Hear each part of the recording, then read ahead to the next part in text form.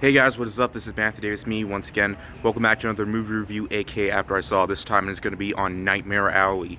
I just saw an early screening of it, and it's actually quite surprising. I'm actually seeing this before Spider-Man, because Spider-Man would probably be the movie that I would review first, but no. There was an early screening for Nightmare Alley, so I'm seeing that first, this first. Well, whatever, I saw it first. But anyways, Nightmare Alley is directed by Guillermo del Toro, who we all know and love. You know, he's the director of so many great films. His last film, Shape of Water, won Best Picture.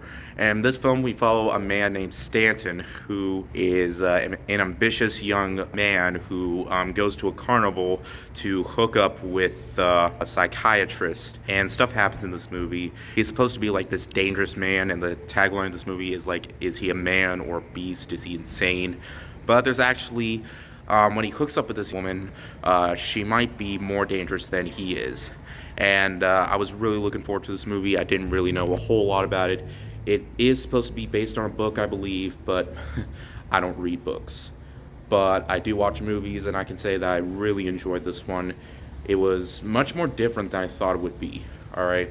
Because the trailer would make it seem like it's supposed to be like some, I don't know, dark action thriller. Well, it's not really full of action. I mean, there is some violent moments.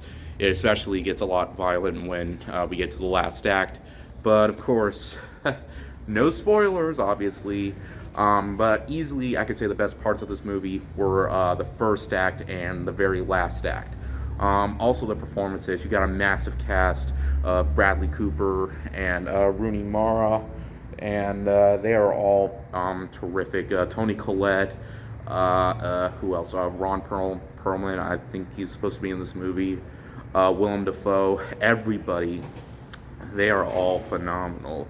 And the way Del Toro, makes this film look, it's supposed to be set in 1940s, and it definitely feels like a 1940s film. That's the thing I love about Del Toro films, is his tone for movies.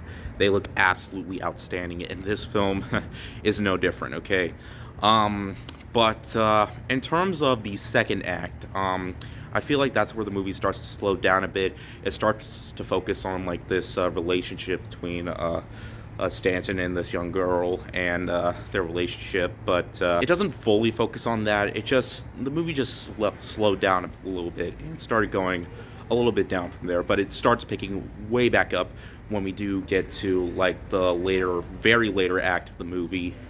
And I found it very intriguing and very engaging, and I was really glued to the screen throughout most of the time. And the finale too, like, it just surprised me.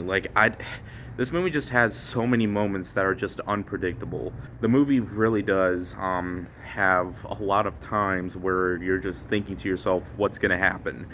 And the story, in terms of story-wise, this is definitely one of the best when it comes to a Del Toro film.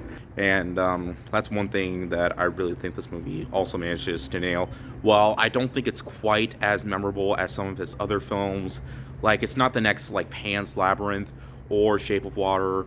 I don't think it's going to be another Best Picture winner, but I do think it is a very enjoyable film by Del Toro, okay? It's very well acted, the tone is still there, the look of the movie is great, and it still has a very solid story. While it definitely doesn't need to be over 2.5 hours long, it could have shaved off like maybe 15-20 minutes, and the runtime would have been just absolutely perfect. But I still thought this was a really, really solid film in his library, and I highly recommend checking it out.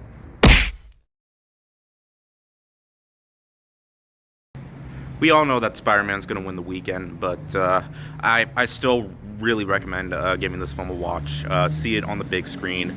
Films like this are still made for the big screen. It's a very unique noir film, and I feel like it definitely deserves your time and your money. But yeah, speaking of Spider-Man, obviously I'm going to see that, so don't worry. Yeah, but anyways, thank you guys so much for watching. There's cars going past, so it's making it hard for me to talk. But anyways, thank you guys so much for watching, and I'll see you guys later. Word out.